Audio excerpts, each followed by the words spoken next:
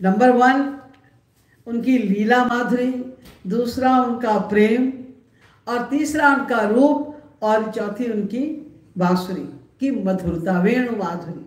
ये 4 उनकी जो विशेषताएं हैं, इत्यासाधारणम प्रोक्तम गोविंदस्य चतुष्टयम, ये 4 उनके असाधारण गुण हैं जो किसी भी अन्य अवतार में पाए ही नहीं जा सकते। तो हमारे श्री कृष्ण ऐसे अद्वितीय हैं।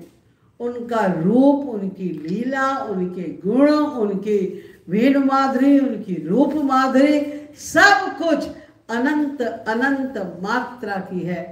तो प्रेम ही उनका इतना अधिक है। हम लोग तो प्रेम ही ढूंढ रहे हैं ना संसार में, मिलता कहीं नहीं, सब जगह धोखा है। लेकिन हम उन्हीं प्रेम में श्री कृष्ण के क्योंकि अंश हैं, इसलिए हमें वही प्रेम चाहिए। और वो प्रेम केवल श्री कृष्ण की उपासना के द्वारा, उनसे प्रेम, उपासना माने उनसे प्रेम करना है। उनकी पूजा कर ली, पाठ कर लिया, नाम का गुणगान कर लिया, कीर्तन कर लिया, इसको प्रेम नहीं कहते।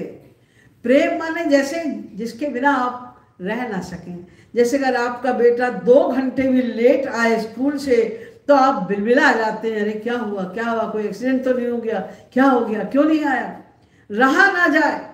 प्रेम का मतलब होता है जिसके बिना रहा ना जाए, जिसके बिना चैन ना पड़े, वो प्रेम होता है।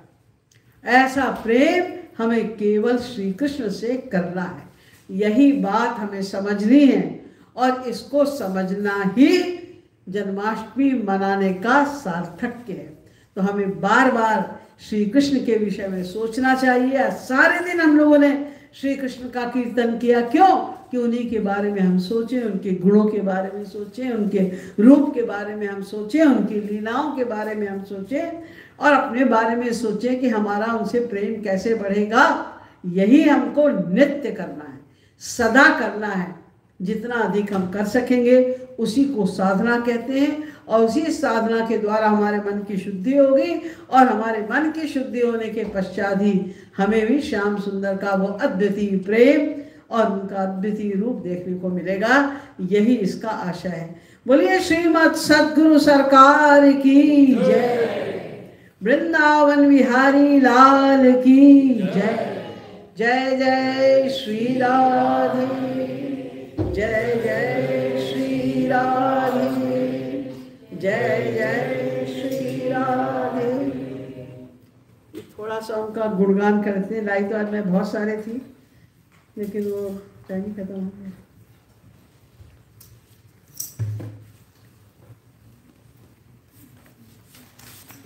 आज मैं आप लोगों को श्री कृष्ण की बाल लीला का एक विशेष पद सुनाने जा रही हूँ, जो महाराज जी को बहुत पसंद था। और महाराज जी जब बहुत मस्ती में होते थे, खास करके जब वो गाड़ी चला रहे होते कार, तो झूम झूम, एक तो बहुत तेज चलाते थे महाराज जी कार, और ऊपर से वो झूम झूम के इस गाने को गाते जाते थे, तो बैठे हुए हम लोगों की तो हालत खराब हो जाती थी। डर लगता था कहीं भी अभी एक्सीडेंट हो जाएगा, क्योंकि इतनी मस्ती में वो चला रहे हैं, ऊपर से तेज गाड़ी चला रहे हैं। तो मैं आपको उनकी चॉइस का ये आज पद सुनाऊंगी, आप लोग सभी उसका गान करेंगे।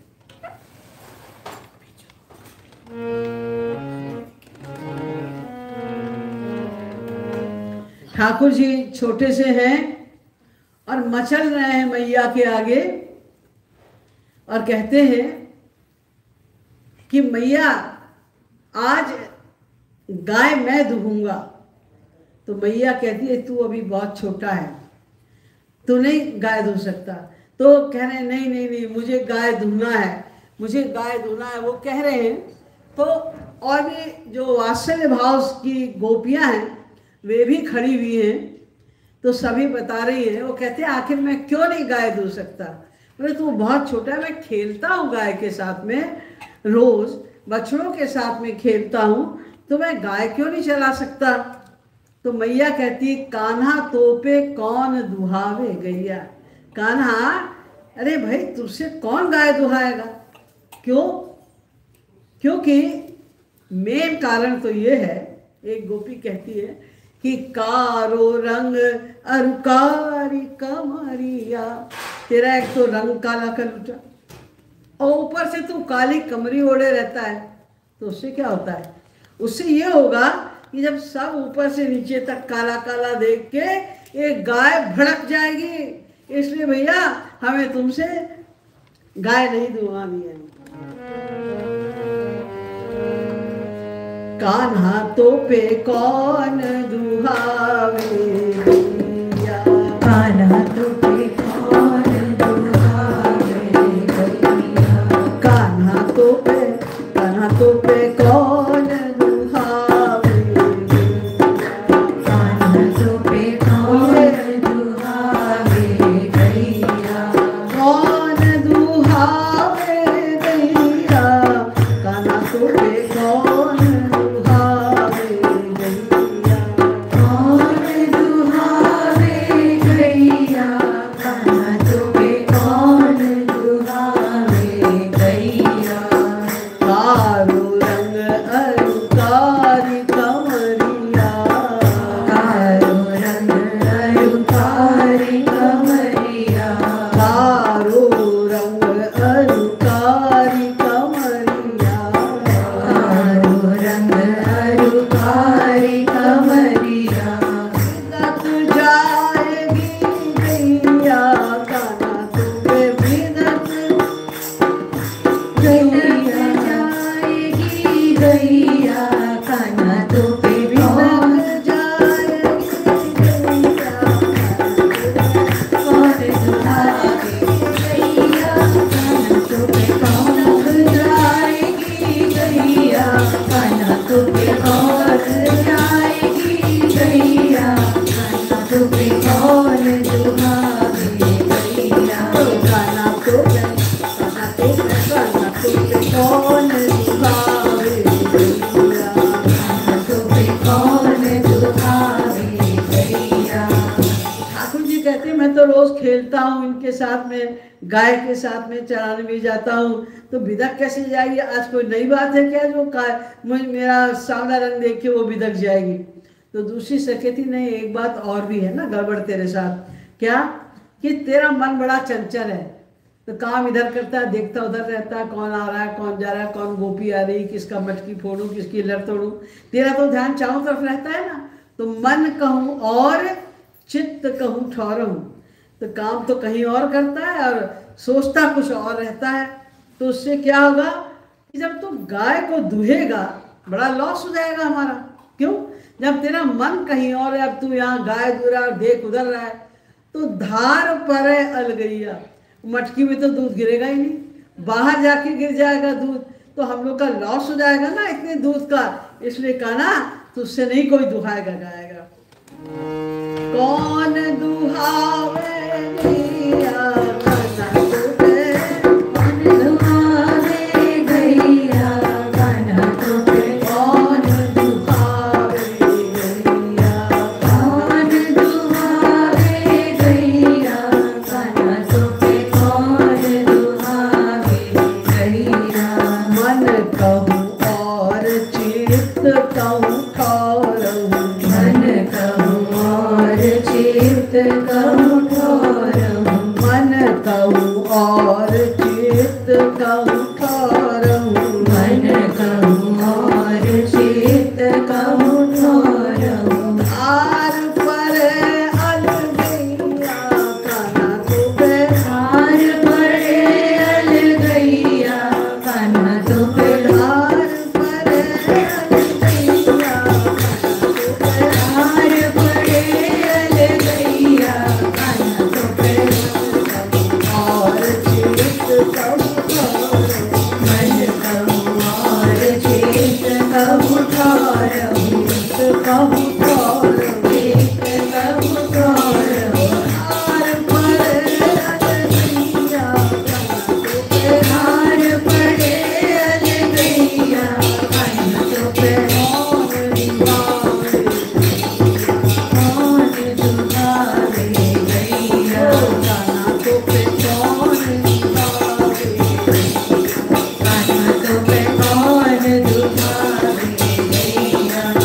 तो ठाकुर जी कहते नहीं नहीं, मैं बहुत ध्यान से करूँगा, ऐसे थोड़ी हर समय मैं इधर उधर देखता रहता हूँ। आज मैं तुम देखना बिल्कुल पूरा ध्यान लगा के और सही सही ढंग से मैं गाय को दूहूँगा, बाहर नहीं गिरेगा दूध। तो एक और गोपी आगे कहती नहीं, एक गड़बड़ और भी तो है ना, लॉस तो फिर भी होगा हमारा। या अब क्यों लॉस होगा जब मैं ध्यान से करूँगा तो। तेरे साथ प्रॉब्लम ये है कि आधो दूध गिरे मटकी में, बहुत ध्यान से भी करेगा तो आधा दूध तो मटकी में गिरेगा और आधा क्या होगा, आधोले गटकैया, आधा तो खुद ही गटक जाएगा। तो ये भी तो लॉस हुआ ना, ये बजाय मटकी में दूध गिरने के अब तेरे मुंह में जा रहा है दूध, तो हमें तो थोड़ा ही दूध प्राप्त होगा।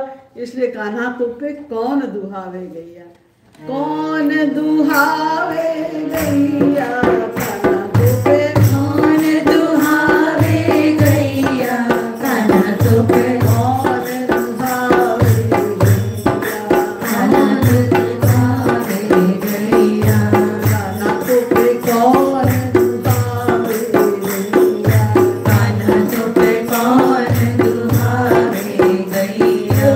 आधो दूध गिरे मटकी में, आधो दूध गिरे मटकी में, आधोले गटकैया, कान्हा तो पे आधोले गटकैया, कान्हा तो पे आधोले गटकैया, आधोले गटकैया, कान्हा तो पे आधो दूध गिरे मटकी में, आधो दूध गिरे मटकी में, आधोले गटकैया, आधोले गटकैया, कान्हा तो पे कौन दुहावे गैया, कान्हा तो पे कौन दुहावे गैया, कान्हा तो पे कौन दुहावे गैया, कौन दुहावे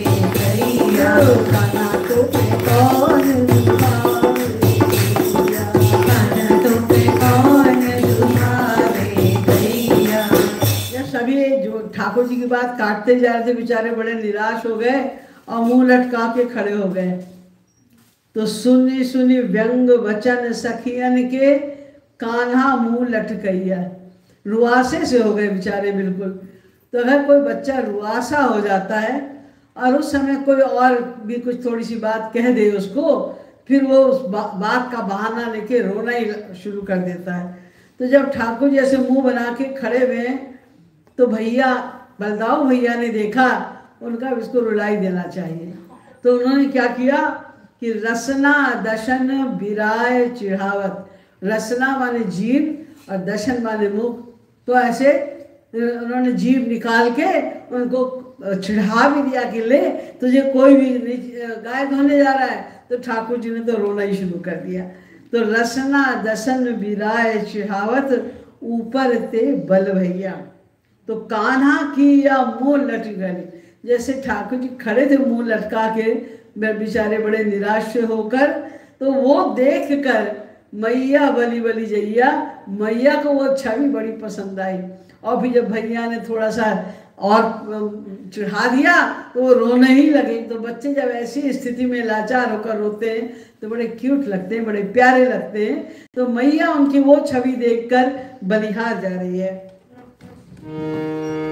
कौन दुहावे गैया, कान्हा तो पे कौन दुहावे गैया, कान्हा तो पे कौन दुहावे गैया, कौन दुहावे गैया, कान्हा तो पे कौन दुहावे गैया। कान्हा तो पे कौन दुहावे गैया। सुनी सुनी व्यंग वचन सखियन के, सुनी सुनी व्यंग वचन सखियन के, सुनी सुनी व्यंग वचन सखियन के, सुनी सुनी व्यंग वचन सखियन के। कान्हा कान्हा मुँह लटकैया, कान्हा तो पे कान्हा मुँह लटकैया, कान्हा तो पे कान्हा मुँह लटकैया,